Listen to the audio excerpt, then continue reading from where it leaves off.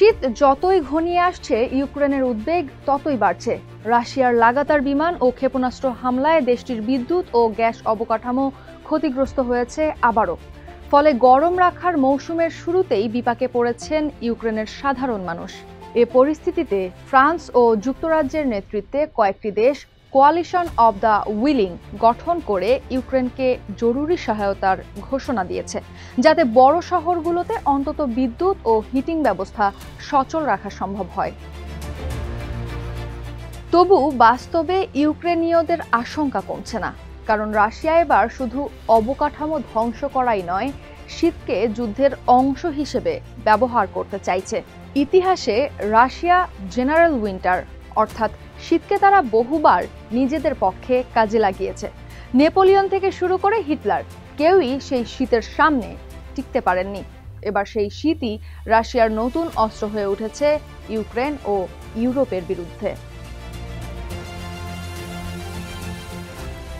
ইউক্রেনের যুদ্ধক্ষেত্রে এখন পর্যন্ত বড় কোনো সাফল্য পায়নি রাশিয়া। তাই রুশ প্রেসিডেন্ট ভ্লাদিমির পুতিন এখন যুদ্ধের লক্ষ্যই ঘুরিয়ে নিয়েছেন ইউক্রেনের জ্বালানি ও পরিবহন ব্যবস্থার দিকে। দেখলে মনে হবে আগের বছরের মতো একই কৌশল, কিন্তু আসলে এবার তা ভিন্ন। 2022 ও 23 সালে রাশিয়া চেষ্টা করেছিল ইউক্রেনীয়দের শীতে ভুগিয়ে আত্মসমর্পণে বাধ্য করতে, কিন্তু এই কৌশল সফল হয়নি, বরং ধৈর্যের চরম পরাকাষ্ঠা দেখিয়েছে ইউক্রেনের জনগণ।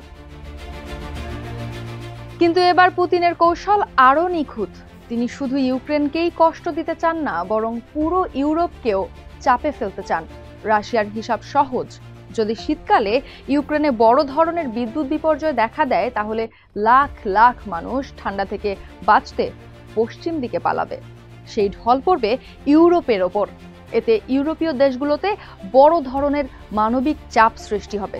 ফলে রাজনৈতিক ও মানবিক দুই দিক থেকেই চাপ বেড়ে যাবে কিয়েভের মিত্র দেশগুলোর ওপর, এবং এটি রাশিয়ার কাঙ্ক্ষিত লক্ষ্য। ইউক্রেনে রাশিয়ার পূর্ণাঙ্গ হামলা শুরু হয় 2022 সালের ফেব্রুয়ারিতে।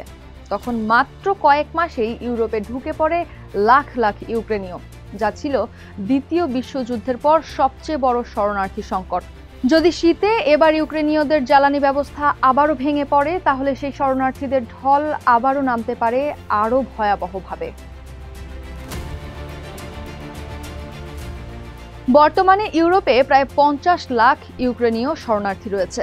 এর মধ্যে জার্মানিতে প্রায় 12 লাখ, পোল্যান্ডে 9 লাখ এবং চেক প্রজাতন্ত্রে প্রায় 4 লাখ। শুরুতে অনেক দেশ তাদের স্বাগত জানিয়েছিল, কিন্তু ধীরে ধীরে মানুষের মনোভাব এখন বদলাতে শুরু করেছে। জার্মানির সাম্প্রতিক এক জরিপে দেখা গেছে 62% মানুষ চান সামরিক বয়সী ইউক্রেনীয় পুরুষদের ফেরত পাঠানো হোক, এবং 66% মানুষ চান না তারা সরকারি ভাতা পাক। 2024 সালে জার্মানি ইউক্রেনীয় শরণার্থীদের জন্য প্রায় 6 বিলিয়ন ইউরো খরচ করেছে। তবে নতুন রক্ষণশীল সরকার জানিয়েছে এখন বাজেট কমাতে হবে। এদিকে পোল্যান্ডেও অসন্তোষ বেড়েছে। এক জরিপে দেখা গেছে 25% মানুষ ইউক্রেনীয়দের নিয়ে ইতিবাচক, 30% নেতিবাচক এবং 41% নিরপেক্ষ।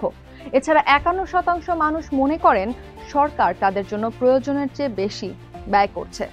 চেক প্রজাতন্ত্রেও 60% নাগরিক মনে করছেন তাদের দেশ ইতোমধ্যেই সামর্থ্যের বেশি শরণার্থী নিয়েছে। দ্বিতীয় দফায় শরণার্থীর ঢল তৈরি হলে পরিস্থিতি আরও কঠিন হয়ে উঠতে পারে। বাজেট, সামাজিক ও রাজনৈতিক চাপে পরিস্থিতি হয়ে উঠতে পারে আরও কঠিন। ইউরোপীয় কমিশন ইউক্রেনীয়দের জন্য অস্থায়ী সুরক্ষা 2027 সাল পর্যন্ত বাড়িয়েছে।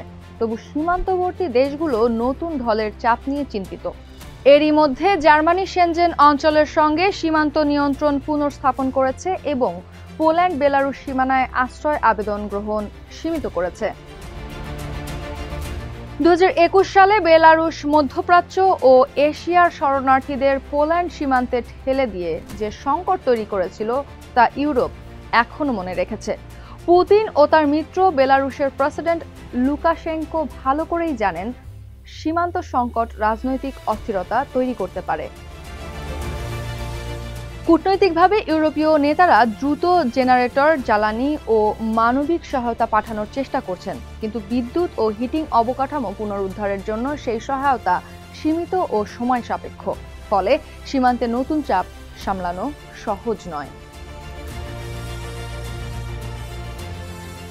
এই পরিস্থিতিতে রাশিয়ার মূল লক্ষ্য উত্তেজনা, ভয় ও বিশৃঙ্খলা সৃষ্টি করা। সীমান্তে কিছু উস্কানিদাতা বা ড্রোন হামলা দিয়েও তা করা হতে পারে। পোল্যান্ডের পররাষ্ট্রমন্ত্রী রাডোস্লাও সিকোরস্কি বলেন, আমরা ইউক্রেনকে জেনারেটর ও অতিরিক্ত বিদ্যুৎ সরবরাহে সাহায্য করব, কিন্তু পুতিনও জানেন কয়েকটি জেনারেটর দিয়ে ৩ কোটি মানুষকে গরম রাখা সম্ভব নয়। তাই রাশিয়ার সেনারাও এখনো বিদ্যুৎ কেন্দ্র, গ্যাস গুদাম ও রেল লাইন ধ্বংস করছে। তাদের উদ্দেশ্য শুধু অবকাঠামো নষ্ট করা নয়, মানুষের মধ্যে আতঙ্ক ছড়ানো। আসন্ন শীত ইউক্রেনের জন্য শুধু ঠান্ডায় টিকে থাকার পরীক্ষা নয়, বরং এটি ইউরোপের জন্য বড় রাজনৈতিক পরীক্ষা। শরণার্থী ঢল, জ্বালানি সংকট এবং ভেতরের রাজনৈতিক চাপে ইউরোপ কতটা দৃঢ় থাকে সেটি নির্ধারণ করবে রাশিয়ার এই নতুন কৌশল কতটা সফল হবে। শীত তাই যুদ্ধক্ষেত্রের বাইরে আরেকটি যুদ্ধ হয়ে উঠেছে ইউক্রেনের ঘরে ঘরে আর ইউরোপের সীমান্তে।